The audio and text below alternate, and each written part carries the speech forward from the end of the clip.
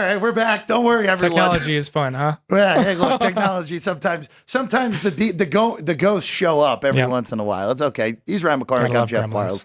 Apologies for that, but we're back. Let's just rerun that. Let's just rerun that conversation we just had, just in case if there were some gremlins even before everything went dark. The anytime touchdown market here, Ryan. We'll have it up on your screen in a few moments. Hall's the only guy you have to lay a price with. James Cook, we're still he's going to play, but he is not 100% going into this game for the Buffalo Bills. You have, of course, Garrett Wilson and Josh Allen similarly at plus 140 and plus 145. The top receiving option for Buffalo is a plus 280 in Dalton Kincaid. Is there any way you would look here at all in this anytime touchdown market? Yeah, so I actually have a couple plays tonight on the anytime touchdown market. We have a couple of people in the chat. We have John and a Cowboy, like in an anytime touchdown, like in a big night from Breece Hall tonight. But I will be looking at two receivers wearing green, looking at Garrett Wilson. Tried to look at his stats against the Jets in his career. So 2 seasons, 4 games, has had Mike White, Zach Wilson, and Tim Boyle as his quarterback. So getting a gift with Aaron Rodgers, the most talented quarterback he's had in this matchup tonight. I like Garrett Wilson after last week. Asked for a change in the offense, got force-fed 23 targets. So his receptions is 5.5 tonight. His touchdown is plus 140.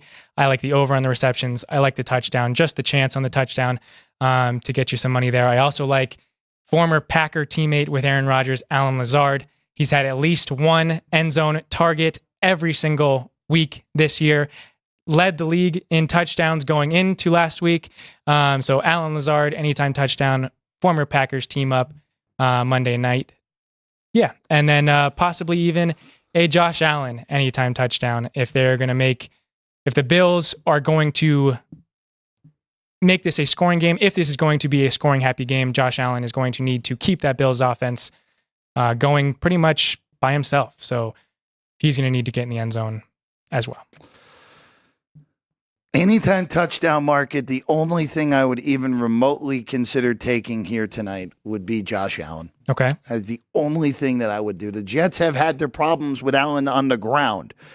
Allen's problems against the Jets have been solely throwing interceptions. He has gotten confused. Again, 5 picks against the Jets in the last 2 games in the Meadowlands. He's really struggled to, and he also has multiple fumbles mixed in as well. Yeah. He has struggled to protect the football against the Jets in this stadium for whatever reason, Ryan. So, look, and especially, by the way, James Cook is not looking good because the Bills activated Frank Gore Jr. to the active roster tonight. So it's not looking great for the status of James Cook. So Buffalo could be without potentially their most reliable pass catcher in Khalil Shakir, who didn't play last week, and Josh Allen had his worst game in a very long time statistically against Houston a week ago. By the way, really his worst game since his rookie year. He's had some bad ones here too. Well, yeah, but his worst completion percentage, one of the lowest yardage outputs he's had. Yeah, it was a very, very bad week for Josh Allen last week. Yeah, we'll have the full injury report in about 15 minutes of who's not in for Buffalo. But by the way, did you see what DeMeco Ryan said today? No. In preparation for the Texans hosting or going to Green Bay this week, that Jordan Love is the best quarterback they've faced this year so far, and they played Josh Allen last week. Yeah. Okay. Yeah, that says something, doesn't it? Okay.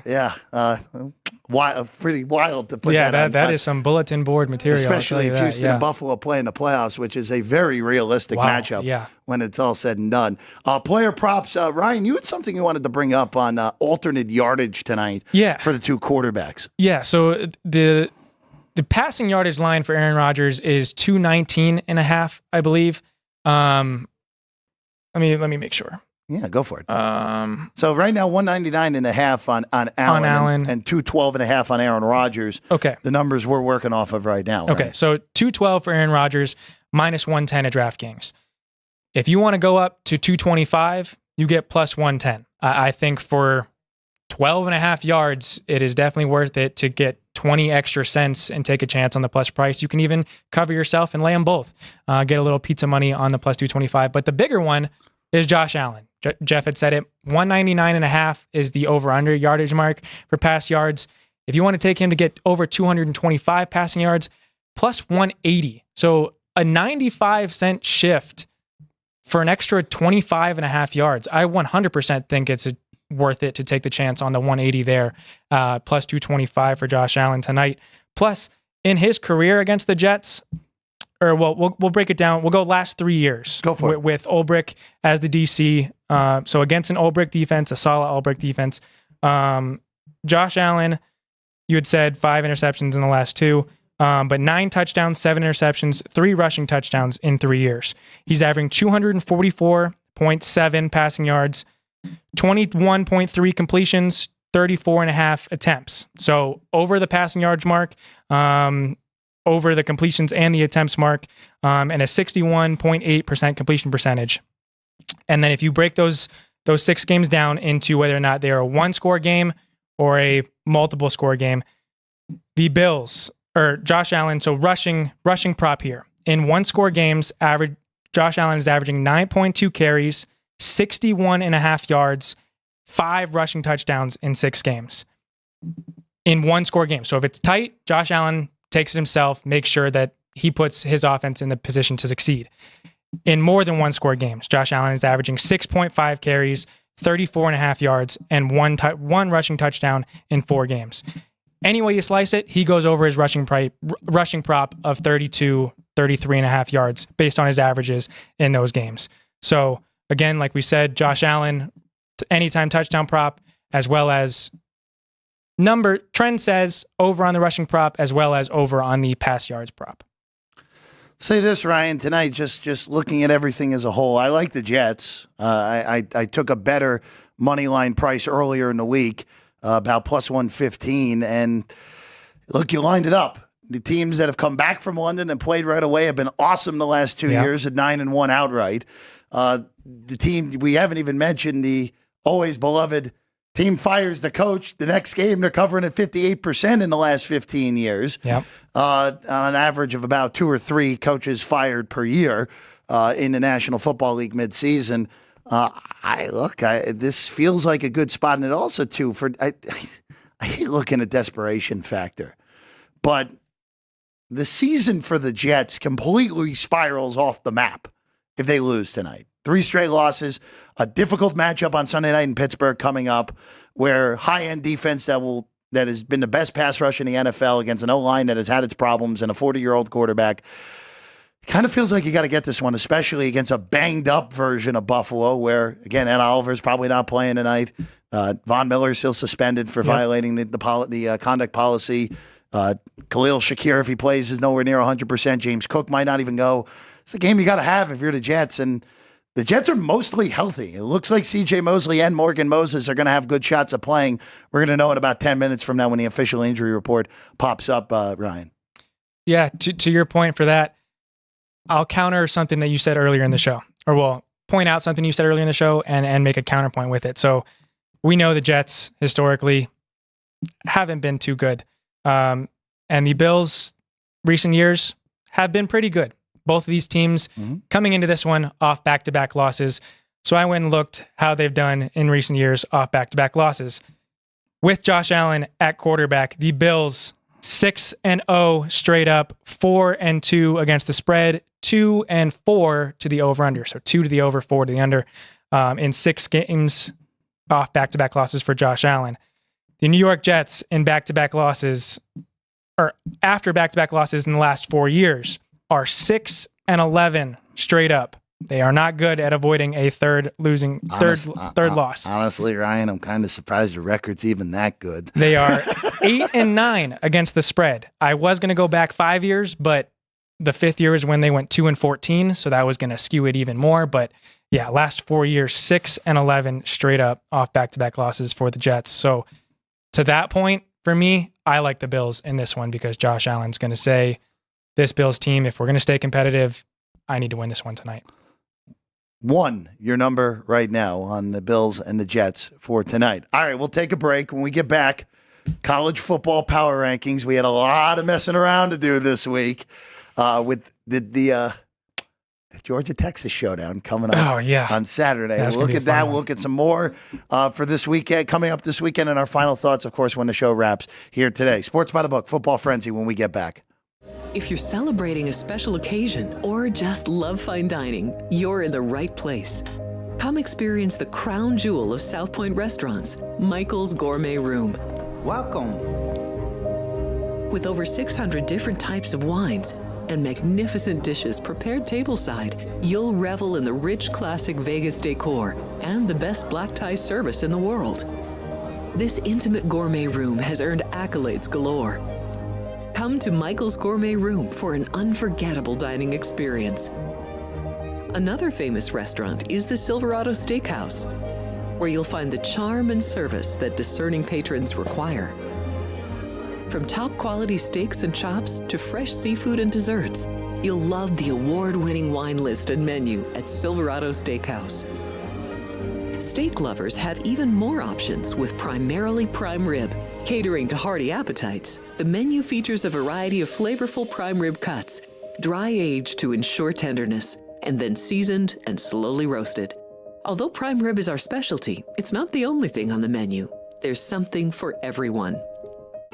And if you're craving a taste of Italy, come experience delicious Italian cuisine and the attentive service at Don Vito's.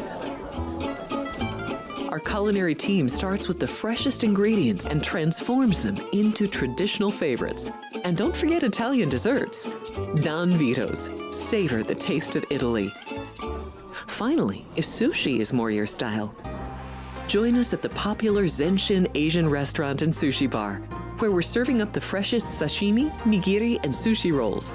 And beyond the sushi, an exciting contemporary Asian cuisine menu, plus a variety of specialty drinks, Japanese and domestic beer, wine, and sake.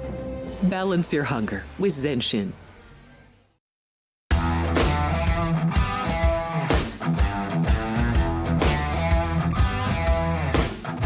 Welcome back in Sports by the Book, Football Frenzy on a Monday, getting you ready for Monday Night Football in New Jersey for the Jets and the Bills, a huge AFC East game where, again, both teams on 2-game losing streaks. Someone's going to 3 straight, and someone's going to really feel bad about themselves after tonight. Buffalo, not as much. The Jets, oh boy, if they lose 3 in a row and go to 2-4, that season very easily can fall straight off the tracks for New York. They might almost have to make the move for Davante Adams if they lose tonight. All right, so this is actually kind of funny. So, shout out to the Jake Asman show, who I'm on usually on Wednesdays with. I did this morning because I was obviously busy last Wednesday. I actually brought up the opposite. I actually think they're more likely to. It doesn't make any sense if you're 2-4 to give up actual assets to just chase with Davante Adams. And if you're 3-3, I think you can make the argument to very much go chase at that point. I mean, again, the winner of tonight's game's in first place. Well, if you don't chase at 2-4, you're almost giving up on the Rodgers window. Again, I don't know if it's a give up, but you got to get it right with the people that are in house first before you can go out of house and very true and get Davante Adams potentially. All right, let's go to our college football power ratings. But first, Ryan. We have more people in the chat again. More peeps in the chat. So we got Juice Sportsbook asking Bills money line. That is the side that I like in this one, not the resident Jets fan over there. Thank you. I have to preface that. And then we got Joey asking, wouldn't the Bills have 3 straight losses as well? Yeah, both teams, if they lost tonight, would have 3 straight losses. We also have Sport Dog 1000 asking fantasy question, PPR Superflex. Not entirely sure. If you're asking between Breece Hall or Garrett Wilson, or if you're asking between Breece Hall, Garrett Wilson, Dalton Kincaid. But I think it'll be a good night for both Breece and Garrett Wilson. I think this is an over 41.5. I think there's going to be a good amount of production for both of those superstars for the Jets offense. But now we turn to college football, and we'll start with Jeff's top 10 power rankings. So I'm going to probably upset some people, especially with some orange and white checkerboards, because if you can throw them up there. Tennessee won this week. Ole Miss lost this week, and Ole Miss stays in the top 10, and Tennessee does not. Gets the boot. Ryan, I will just tell you this. Look at Tennessee against the 3 real teams they played, and then I will not use the phrase, I called the other teams they played on the air. But look at the difference between them against real teams and teams that are terrible. They look like the greatest team in the world against the 3 nonsense teams they played. I'm throwing North Carolina State in there because NC State has turned out to be a nonsense team this year. Oklahoma, Arkansas, and Florida. I just mentioned 3 average SEC teams, and Tennessee's offense has looked very average in those 3 games. They're 2-1. They've won the games. If they beat Alabama this weekend, they're probably still going to the college football playoff because they're going to be favored in every game but one the rest of the way. Yeah. But the cracks are there for Heupel, who we always know. Heupel is a guy who beats up on bad competition. We've always known this about him. And for Nico, who, look, it's a true freshman. He's going to have growing pains. It's going to happen. But I don't have the trust there anymore with Tennessee. That's why I vault LSU in off of what was, any stretch of the imagination, an amazing win for them on Saturday night. A game that, quite frankly, they should have lost about 4 different times. Yep. But they found a way. Their defense, I thought, played very well against Ole Miss, all things considered. They stay at 10. I would still have Ole Miss favored on a neutral against LSU. That was a flip game that they lost in overtime. Yep, I agree. If Ole Miss would probably still be at 7 for me if they hold on and win that game. Okay. Notre Dame, you're back in the top 10, annihilating Stanford. They looked awesome. It really looks like the Northern Illinois game was just an accident. It's a bad accident, right? But it looks like it was an accident. Clemson just keeps rolling all over everybody. They're up to 7. Bama down to 6. They go behind Penn State. Ryan, Bama should have lost that game. They really should have lost to South Carolina. South Carolina had a real chance to win that game. Their offense goes in the tank late other than that last drive. They recover the onside kick and have one of the worst drives I've ever seen after recovering an onside kick in plus territory. We're going to learn a lot about Bama this week. If they lose to Tennessee, Bama going to be very fortunate to get out of this year bet at 9-3 or better when it's all said and done. Nittany Lions are really good at 5. That was a gut check, man. 2 scores down in that game, getting totally outplayed. Your star quarterback makes his first 2 mistakes of the year, and you still gut it out and find a way to win the game in overtime. That was very impressive from Penn State. They pretty much. I said this on Friday. I really think that if they won on Saturday, barring a total melt job, they're going to the college football playoff. And they're pretty safely in. They can lose to Ohio State, and it doesn't matter.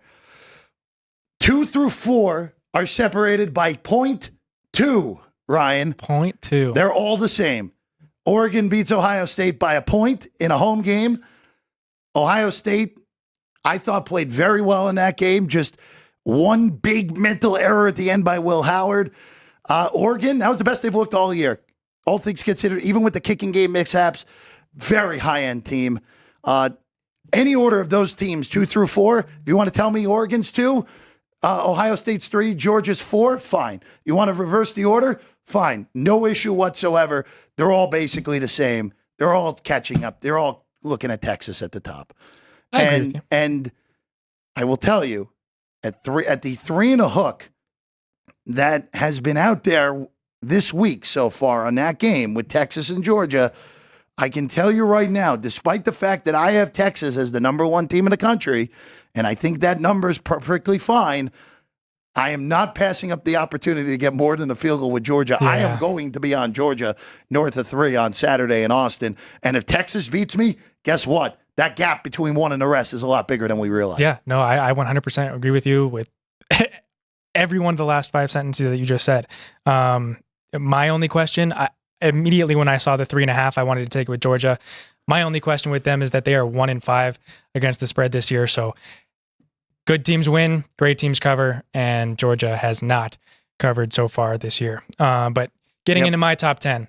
Well, they covered against Clemson. That's it. Yeah. Week 1. So we know in the NFL, you can't take much into week 1, and college football, a lot of the same. So, but getting into my top 10, I do still have the Tennessee Vols at number 10. Again, true freshman Nico Iamaleava. Just getting tested. Jeff made great points in not really great tests, but the offense is still prolific. I have to cut you off real quick. Sure. And we'll get back to your rankings because James Cook is officially out tonight. Okay. So Expect a big chunk of Ray Davis, who is the rookie out of Kentucky, as Buffalo's number one back. Khalil Shakir is active. That is good news for Buffalo. Yep. And Oliver's not able to make it again. So Buffalo, without their running back and without their number one pass rusher for the second consecutive game on Oliver, and a big news with Cook.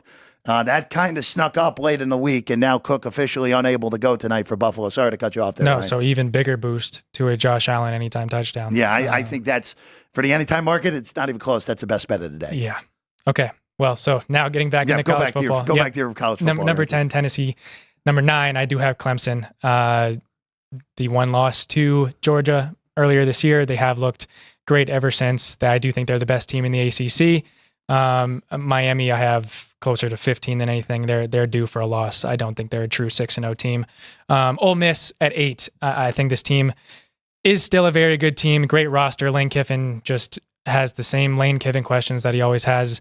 But in that loss versus LSU this past week, they had 22 third downs, succeeding 11 of the 22, but 18 of those 22 worth 6 yards or longer. So putting themselves behind the sticks, putting themselves behind in the game, just shooting themselves in the foot was Ole Miss last week versus LSU. Then I have Texas A&M in my top 10 at number 7. I think they've looked great and are going to have a big test coming up against Arkansas, who just beat Tennessee, who I think as long as Arkansas can control possession, I think I have that. Mm-hmm. Arkansas goes against LSU this week, right? Yes, that's correct. Yeah. Yes, I flipped those two teams. My bad. Yes. But yes, Texas A&M I think is a real deal team when they take care of the position, just like any other team in football. But yes, Penn State is number 6 for me. I honestly don't think that they're a top 5 team in the country. I don't think they're a legit contender for the playoff. I just think that they have too many questions. Just historically, not big on Penn State. Think they're going to get a test in the college football playoff from one of these 5 teams in front of them. I have Oregon at number 5. I think they should have lost to Ohio State. I think if it's a neutral game, Ohio State wins that game. Dan Lanning put Oregon in a position to lose that game and kind of got bailed out at the end. Number 4, I have Georgia. The same reason I just said. The 1-5 against the spread. They do have a very good roster, but not covering when they should. Alabama did beat them straight up, so they are number 3. I know they have not looked great, but still a top SEC program, and Kalen DeBoer has won everywhere he goes. So Alabama, still looking at the power rankings to look at the playoff, Alabama is my 3.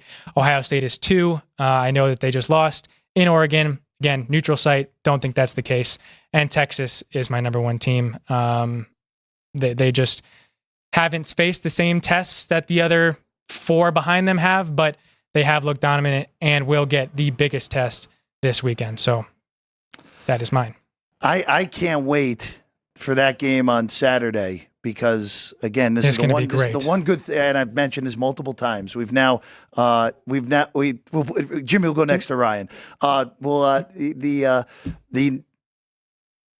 good thing about conference realignment is now we've had 2 mega matchups right away. Yep.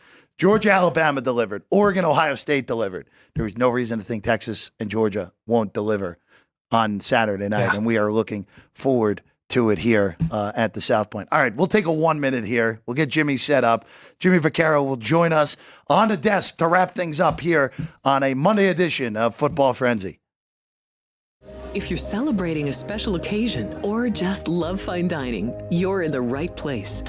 Come experience the crown jewel of South Point restaurants, Michael's Gourmet Room. Welcome. With over 600 different types of wines and magnificent dishes prepared tableside, you'll revel in the rich classic Vegas decor and the best black tie service in the world. This intimate gourmet room has earned accolades galore. Come to Michael's Gourmet Room for an unforgettable dining experience. Another famous restaurant is the Silverado Steakhouse, where you'll find the charm and service that discerning patrons require. From top quality steaks and chops to fresh seafood and desserts, you'll love the award-winning wine list and menu at Silverado Steakhouse. Steak lovers have even more options with primarily prime rib, Catering to hearty appetites, the menu features a variety of flavorful prime rib cuts, dry aged to ensure tenderness, and then seasoned and slowly roasted. Although prime rib is our specialty, it's not the only thing on the menu. There's something for everyone. And if you're craving a taste of Italy, come experience delicious Italian cuisine and the attentive service at Don Vito's. Our culinary team starts with the freshest ingredients and transforms them into traditional favorites. And don't forget Italian desserts. Don Vito's. Savor the taste of Italy. Finally, if sushi is more your style, join us at the popular Zenshin Asian restaurant and sushi bar, where we're serving up the freshest sashimi, nigiri, and sushi rolls. And beyond the sushi, an exciting contemporary Asian cuisine menu, plus a variety of specialty drinks, Japanese and domestic beer, wine, and sake. Balance your hunger with Zenshin.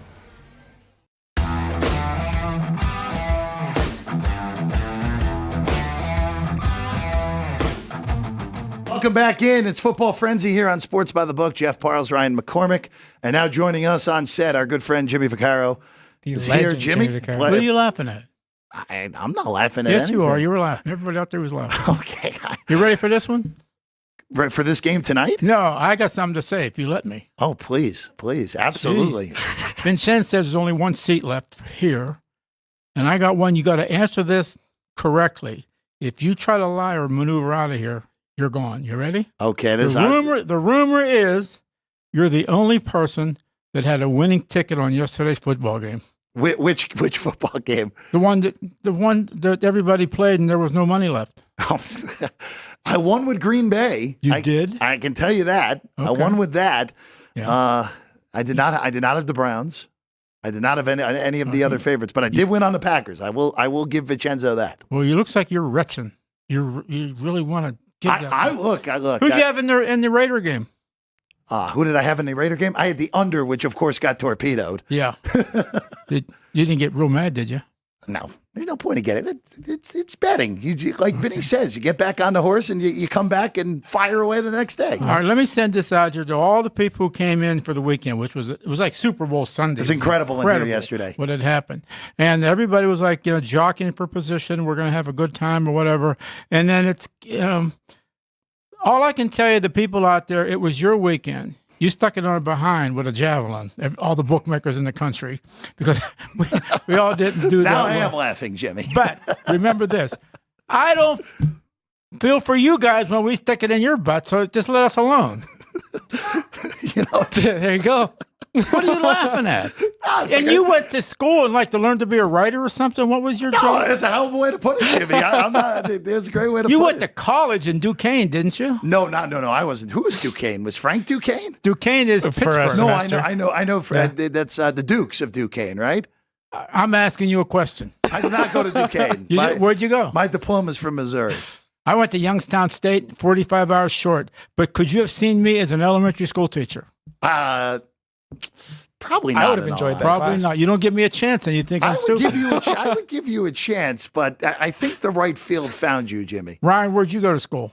I went to Southern Utah. Southern Utah. Yeah. Where's that at? Cedar City. Cedar City. Mo McHugh lives there, and he lives, and Mo lives, and he's from Trafford, Pennsylvania. Quickly, it was a wonderful weekend. You have no idea how many people from Western Pennsylvania showed up. Hey, Jimmy, what's going on? Everything okay, man? We're thinking about you back in Aspinwall. Think of that name of a team, of a place to go. So everything was good. It was a wild weekend, naturally. We won a little bit on Saturday, got our ass kicked on Sunday, but you know what? We're still here. We're going to open up for tonight. Everything is fine. I enjoy the show, but I did get a lot of compliments for you and your crew. And I'm serious about that because you got to understand it. If you weren't doing any good, your behind would be out on Las Vegas Boulevard. That's I know sure. that. So I take my hand because I'm speaking for Michael Gaughan. He likes it. As long as he likes it, we're all good, including Jimmy B. Believe me. And we, of course, as always, appreciate Mr. Gaughan for the opportunity. I mean, we're over a year strong now here. We're 13 months ago. It was 13 months. It was Vinny and I and Ann in here just trying to trying to scrape together a first show for week one, and You know, look at what we've built into here. Help me out now. Was the first show we put here? Is that like 7 years ago already? Oh boy, that was the previous holders of the studio came in the week of the Falcon Patriots Super Bowl. Oh, that was 15? No, not double check me. I think it was 2017. I think it was 2017 when that happened. So we're going on a long time. You're right. That's a long time right there. Yeah, that was February 5th, 2017 was that Super Bowl. So So we're talking going on 8 years? It could be 8 years in February. Yeah. Wow. Yeah. That is, It's crazy. You're lucky I liked you. I appreciate that. You'd have Jimmy. been back down to like there'd be like 3 people doing a show like on outside. Yeah. You done with me? I gotta go. Oh, you can go, Jimmy. See you later. See you. I'll tell you what. Everybody out there, I'll see him in 8 years. There we go. Jimmy Vaccaro, everyone. Love it. Thank you, Jimmy. Always love having Jimmy in studio.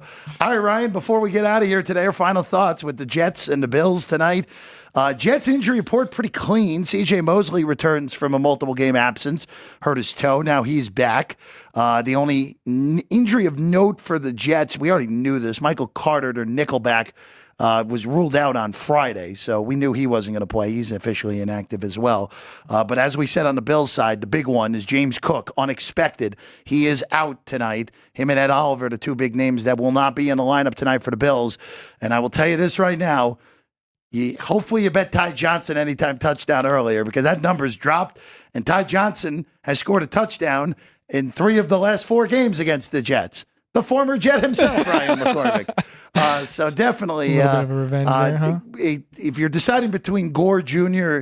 and Johnson and whoever else may be in that Buffalo backfield tonight, and Ray Davis, who I mentioned earlier, who probably will be the number 1 running back at the start tonight, Ty Johnson's the guy who replaces James Cook for the potential big night for me in that Buffalo backfield, Ryan. I like it. I like the little revenge factor there. He always owns the Jets. It's one of those ridiculous ones, Ryan, where it's like it's coming, but it's so ridiculous. Like, how can this possibly be? Kind of like a Boston Scott with the Eagles. Well, like Boston Scott, who scored legitimately all of his career touchdowns basically against the Giants. Yeah.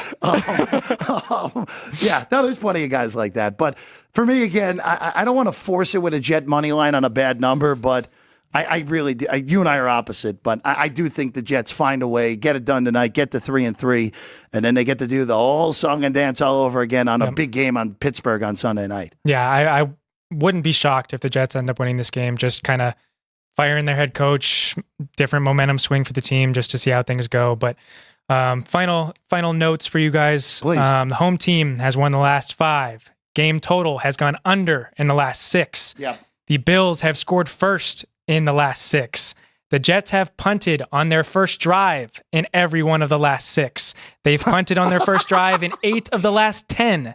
They've actually only scored 3 points on their first drive in the last 10 meetings of these two teams. Oh my God! If Keep them coming, McCormick. Keep coming. The pathetic Jet offensive numbers. Let's go.